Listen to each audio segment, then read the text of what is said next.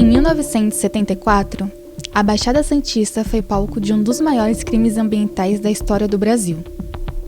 Os trabalhadores da unidade da Ródia, localizada em Cubatão, na Baixada Santista, denunciaram um descarte irregular de lixo tóxico produzido pela empresa química na área continental de São Vicente. E se juntaram a moradores de comunidades próximas, que também tiveram a saúde afetada gravemente com a poluição. Na verdade, a gente acabou descobrindo assim, em 2019 ele começou a perder muito peso, perdendo assim 3 quilos por dia. E aí o médico, ele fez um exame do rim, quando fez já estava com falência, já um dos rins dele. Desses 14 dias, 5 dias a gente descobriu e ele se internou. E aí, os outros dias, ele não teve uns sinais, ele só foi se agravando, emagrecendo cada vez mais, aí entrou com hemodiálise, aí ele só foi se agravando. Acha que alguém vai querer estudar uma enfermidade que atacou um grupo de 30, 40, 50 caras? Eles que morram, aqui a lei é dessa. Atingiu pele, atingiu fígado, sistema nervoso. É que a gente juntou 2 contaminações, a primeira do pentaclorofenol, e a segunda, na área que fabricava o tetracloreto de carbono e o percloretileno, que são produtos muito letais. Hoje eu tenho diabetes, já tinha quando eu estava lá trabalhando, eu descobri que eu tinha diabetes, quando eu estava na unidade. Faz parte da lista de doenças. E eu tenho vários problemas de rim, meu baço é atrofiado, tenho problemas de pâncreas, tenho problemas neurológicos. A contaminação atinge diretamente os moradores e a estrutura ambiental da região. O impacto da substância tóxica hexaclorobenzeno vai além das áreas da antiga fábrica. A terra deixou de ser adequada para plantio, a água imprópria para consumo, até mesmo o ar foi severamente contaminado.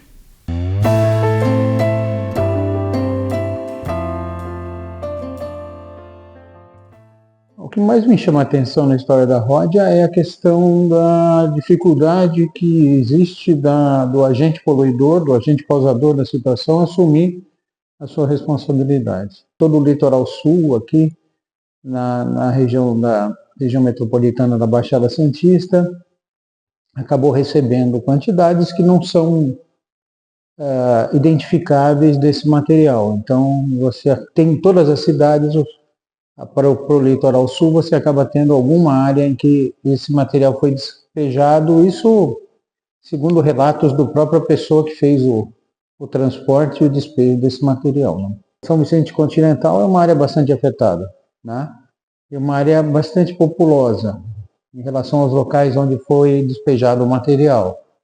Acho que de todas é a área mais populosa, né? E aí pega todos os bairros ali que estão em São Vicente Continental. A descoberta do despejo de substâncias no meio ambiente e os malefícios causados pelos produtos químicos aos trabalhadores gerou uma forte mobilização, que deu origem à ACPO, a Associação dos Contaminados Profissionalmente por Organoclorados. A ACPO ela é hoje uma associação, né, formalmente constituída. Ela foi fundada em 1994. Mas, na verdade, ela já atuava informalmente desde 1978. O que traz a CPO, né, foi justamente os trabalhadores descobrirem, dentro da indústria química, que estava exposto, né, a produtos perigosos e, por esse motivo, foram intoxicados por substâncias químicas, né. O caso Ródia, ele praticamente entra na minha vida em 1982. Eu era muito jovem na época, eu tinha 22 anos. Então, com 22 anos, eu entrei na Ródia para trabalhar lá no processo de operações industriais. O primeiro caso de intoxicação dentro das unidades Fabril de Cubatão foi justamente em 78, na fábrica de pentaclorofenato de sódio, o pó da China, né? Ele tem uma doença peculiar desses trabalhadores, que se chama cloracne. E aí, por esses trabalhadores estarem com esse problema de saúde, a Câmara se envolveu, houve uma pressão e a empresa fechou essa fábrica em 78. E os trabalhadores que estavam nessa fábrica foram transferidos para uma outra fábrica do lado, que fabricava solvente clorados. Esses trabalhadores foram para lá e aí começa uma outra jornada, né? Uma outra jornada, esses trabalhadores se defendendo ainda, né, dos problemas que eles adquiriram na antiga fábrica de pesticidas. Só que nessa fábrica de sorvete também começou, depois de um tempo, assim como na fábrica de pó da China, de pesticida, começou a aparecer também trabalhadores com problemas de saúde que até então não se sabia o que era. Até que um médico perguntou para um desses trabalhadores onde ele trabalhava. O que você trabalha? Aí eu trabalho numa indústria assim, trabalho com tais e tais produtos. É aí que esse médico, então, preocupado que ele não conseguia, tinha os resultados, mas não conseguia ver de onde é que estava vindo o problema, pediu para ele fazer os exames, isso foi em 1990, e aí descobriu que ele estava intoxicado também por produtos da fábrica de solvente clorado. E era um trabalhador que já vinha da fábrica do Penta, ele já estava intoxicado, e agora ele estava intoxicado por produtos de solvente clorado. E aí, a partir do momento que ele descobriu que tinha essa quantidade de produto na sua corrente sanguínea, né, o médico, então, conseguiu fazer o diagnóstico. Obviamente que os sintomas que ele tinha combinavam com a intoxicação que ele carregava no sangue, né? E aí ele foi afastado do trabalho, e aí ele começou a contar essa história para os outros trabalhadores. Olha, eu tenho um problema de saúde, né?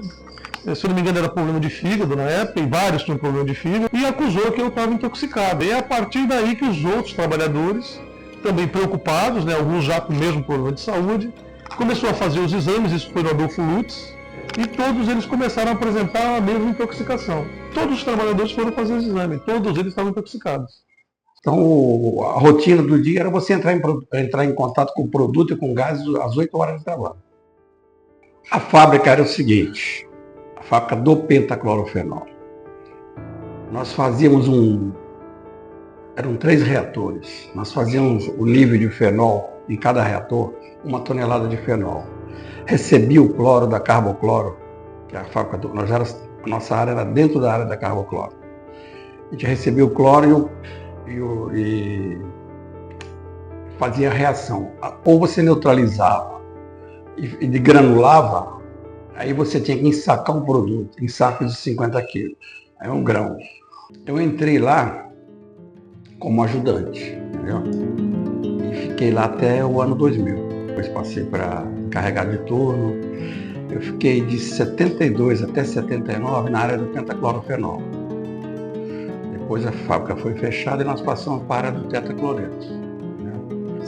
A gente imaginava que se você não estivesse na fabricação, você estava fora da área de risco. Depois a gente descobriu também que até a moça que trabalhava no banco também se contaminou. O ar ia para todo lado. Só que quando a fábrica fechou, foi assinado um termo de ajustamento de conduta. Houve como se fosse um acordo com o Ministério Público e com a empresa.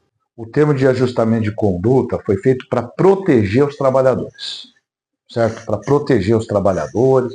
Então tem várias regras. E o que se percebe é que ao longo do tempo, né, esse termo de ajustamento de conduta ele vem se transformando, né? Algumas decisões judiciais elas afetaram a interpretação do termo de ajustamento de conduta e muitas vezes em prejuízo dos próprios trabalhadores. E ela não cumpre até hoje. Era assim, afastou a todo mundo, ficar em casa, como tem gente até hoje em casa. Até hoje tem funcionário em casa. Assistência médica e tal, e estava escrito o seguinte, se ele provasse que ele continuava contaminado, ele teria o direito de ser reintegrado. Ela não cumpre isso. Seria exames semestrais no Einstein. Isso foi só no comecinho.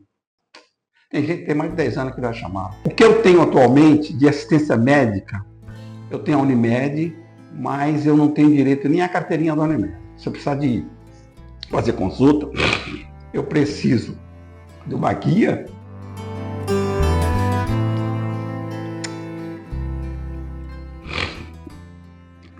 Isso é humilhante, cara.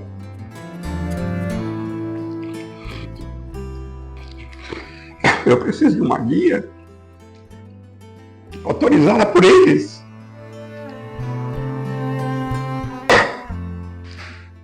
E chegar no médico, mostrar a guia. Por que você não tem carteirinha? Como é que eu vou te explicar isso, cara? Tem mais de 20 anos que tá assim, cara. Isso não está cumprindo o TAC. Isso não é cumprir.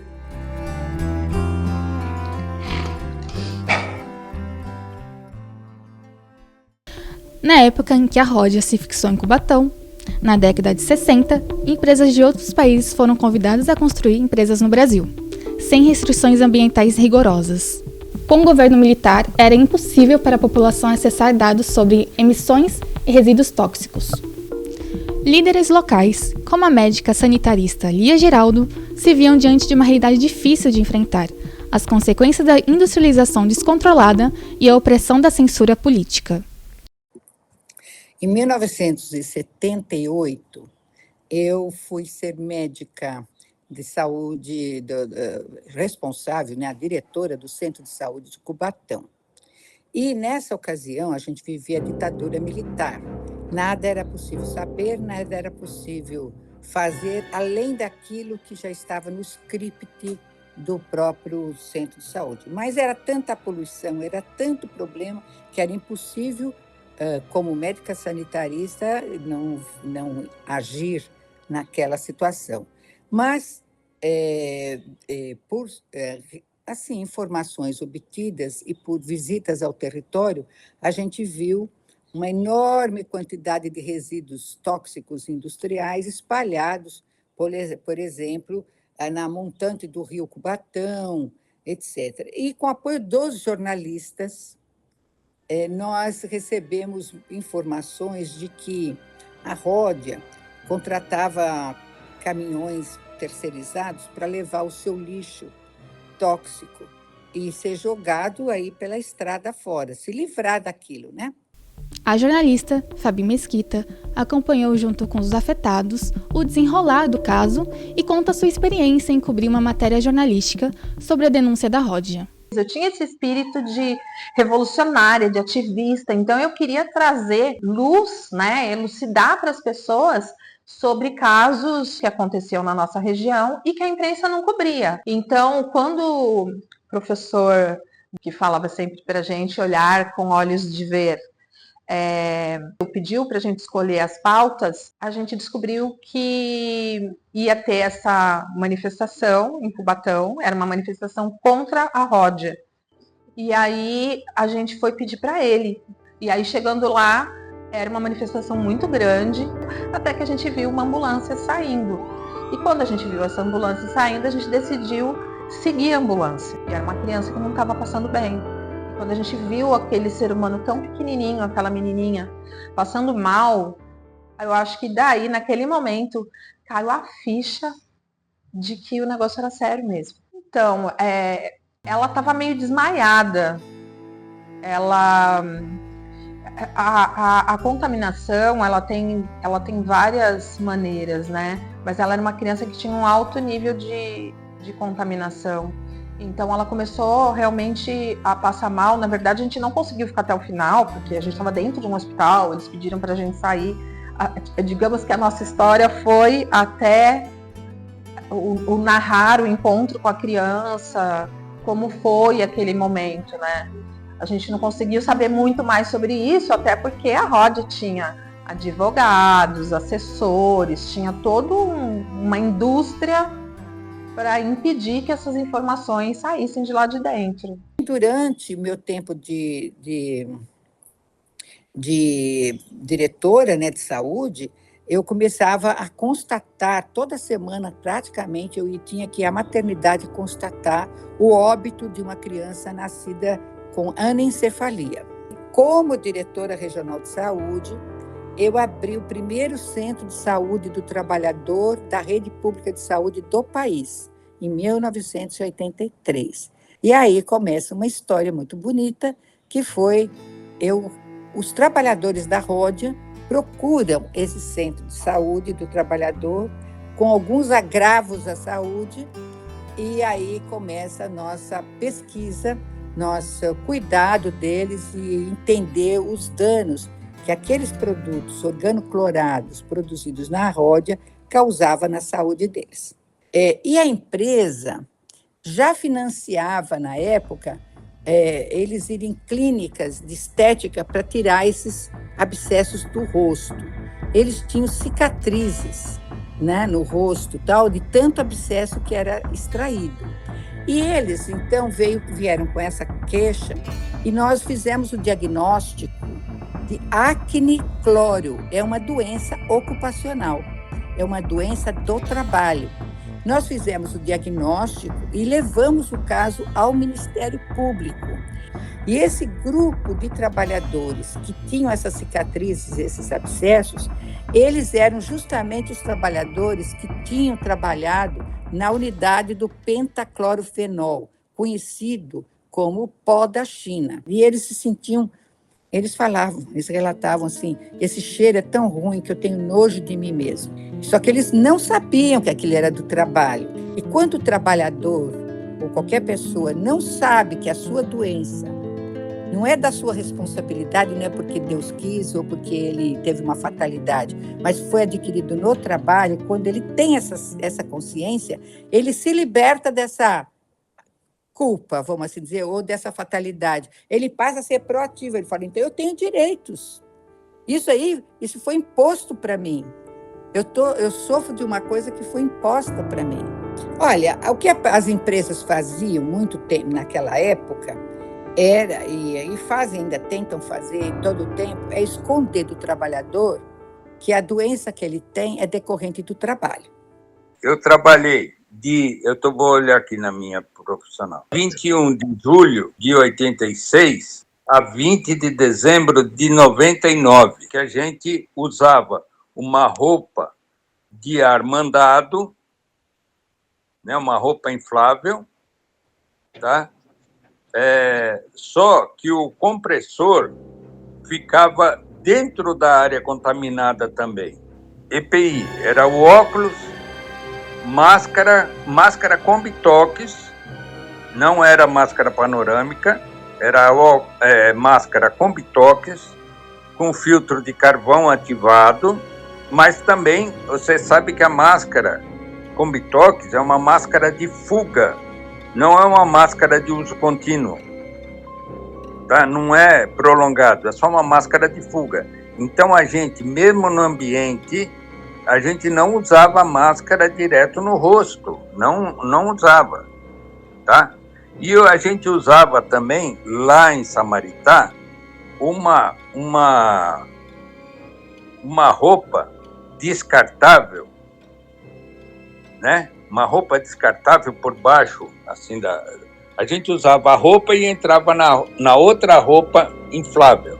Mas nós usávamos a roupa de papel. A gente achava que a fábrica ela estava preocupada, né, com a nossa saúde. Ou seja, que a saúde dos trabalhadores fosse uma preocupação da empresa. Então, a gente sempre confiou muito no porte da empresa. Era uma empresa multinacional, francesa, tá? E a gente confiava nessa empresa. A gente confiava muito, tá?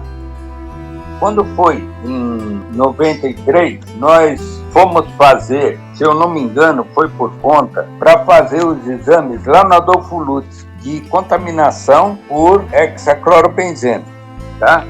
Mas a minha, por exemplo, que é o que eu posso te dizer, deu 8,6 microgramas por decilitro. É altíssimo, porque isso, de acordo com a literatura, teria que ser 0,000002. Até dioxinas e furanos, que é originário de queima de material organoclorado, nós ficamos expostos, entendeu? Radiação, nós ficamos expostos. Tinha uma pastilha de urânio lá no Tetrapé para fazer a leitura da coluna de resíduos. Porque esses resíduos, a origem desses resíduos, era o Tetrapé, entendeu? Ao longo dos anos. E eles eram tamboreados pelos operadores e colocados nos galpões. Mas antes de colocar nos galpões dentro da fábrica, eles foram jogados no morro da fábrica, no terreno da fábrica, ao ar livre. Eles foram jogados lá e foram descartados nesses aterros sanitários de Cubatão, São Vicente, Praia Grande, Itanhaém. Eles foram jogados ao relento lá. Nós tivemos um colega nosso da operação, que a gente sente muita falta dele. Eu vou te falar uma coisa. Ele foi internado com uma pneumonia no hospital, tipo assim, na sexta ou sábado. Na segunda, nós fomos no enterro dele. E é um filme que passa na cabeça, né? É um filme, porque meu pai veio de Belém pra cá pra tentar uma vida boa pra gente. E o único emprego que ele conseguiu foi o único emprego que levou ele. Posso dizer isso, né? O emprego dele levou ele.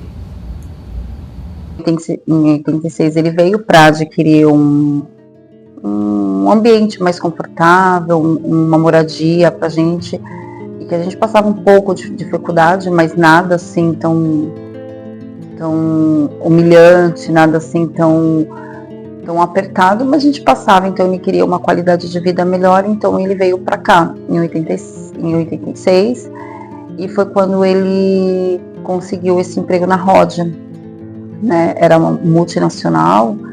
Então no ano seguinte aí ele veio todo mundo para cá, ele se estabeleceu, alugou uma casa, então a gente acabou veio para cá todo mundo. Ele se aposentou em 2014, mas aí mesmo assim ele continuou trabalhando, ele não se desligou. Nem a Rodia desligou ele, nem ele pediu desligamento. Esse caso, quando se tornou muito público assim, ninguém sabia de fato o que causava essa contaminação. Então era muito rápido, era devastador para todo mundo. E a gente sabia que era assim. Só que a gente não sabia assim, vai lesionar o cérebro, vai lesionar o coração. A gente não sabe por onde começa. Então, a gente pode ser que seja uma patologia dele, que ele já tinha ou não. Mas a gente não sabe, de todo mundo, tô falando em geral, não tô falando do meu pai, mas em geral, a gente não sabe por onde começava, entendeu? Então, e era muito rápido, então não dava tempo de tratar, não dava tempo de você correr. E é uma descoberta assim que ninguém sabe por onde começar, o que fazer, porque ela tá ali paradinha. Daqui a pouco, se ela se manifesta, é rápido. Todos que faleceram faleceu assim desse sentido. Quando eu vi ele lá no velório, vi ele no caixão, eu vi que as pessoas não estavam reconhecendo ele.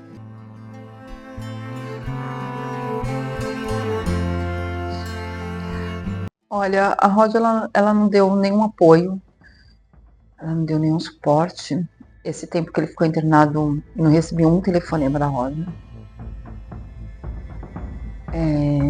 Eu que fiquei como responsável dele, desde o ato da internação. Eu que cuidei de toda a papelada quando ele faleceu. E a Rodia em nenhum momento ligou para saber. Em nenhum momento ela deu um apoio sequer. E nem depois.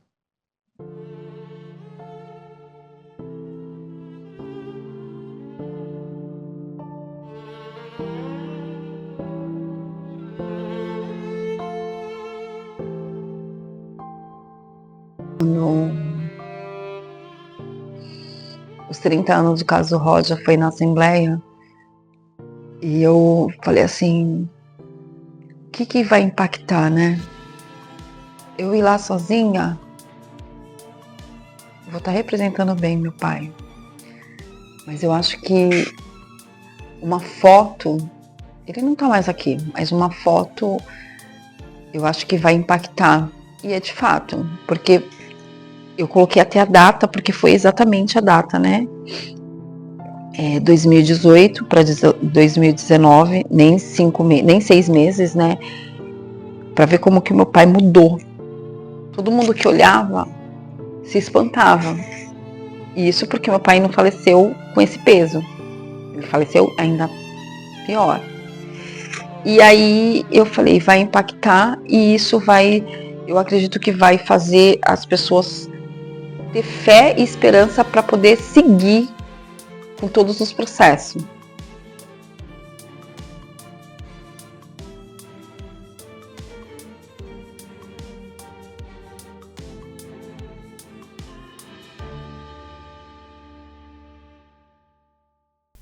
Em 2024, as áreas continuam contaminadas, os ex-trabalhadores da Ródia e a população ao redor ainda sofrem com as doenças provocadas pela exposição e descarte irregular dos organoclorados. A empresa, se você for falar alguma coisa com ela, ela vai dizer, não, aqui está tudo bem, todo mundo está numa boa, não tem ninguém doente, não tem ninguém precisando ser reintegrado, não tem ninguém precisando de tratamento, ela vai dizer isso. Mas a realidade é uma outra totalmente. Só quem está dentro dessa realidade é que entende. O produto leva 250 anos para poder deixar do corpo. Ou seja, nessa vida, nessa estada que nós estamos, não haverá essa condição.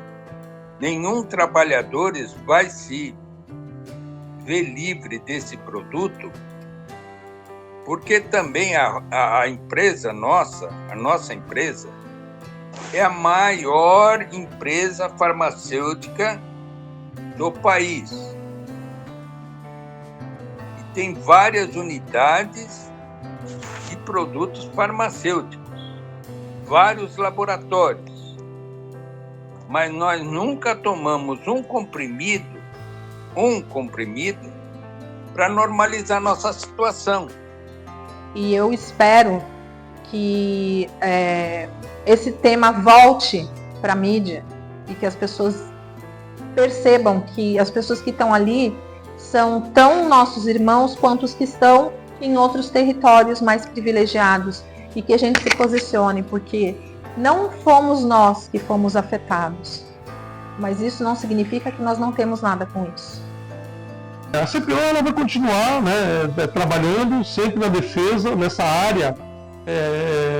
Ela se especializou bastante disso, de impactos no meio ambiente, principalmente por causas químicas, né, que pode afetar a saúde das pessoas ou do trabalhador. Então, a nossa proposta é que a Ródia entre nesse jogo, né? Já que ela foi responsável pela poluição, que ela ajude a fazer este processo. Eu acho que o caso da Ródia não se encerrou, porque tem muitas vítimas. Vítimas, trabalhadores, né? E população exposta, né? Tem muita ainda a Ródia não pagou a dívida que ela tem social. Ela teria que ter sido responsabilizada para não só a descontaminação ambiental, mas para o reparo integral das pessoas vítimas. E reparação integral, até hoje, não houve. Houve uma reparação parcial, especialmente para os trabalhadores da Ródia, com essa estabilidade vitalícia, mas que, obviamente, não é suficiente, porque eles ainda continuam sofrendo, obviamente, toda a manipulação que a Ródia faz para tentar se safar das suas responsabilidades. No fim, é a sociedade que paga o preço pelos erros cometidos pelas grandes corporações.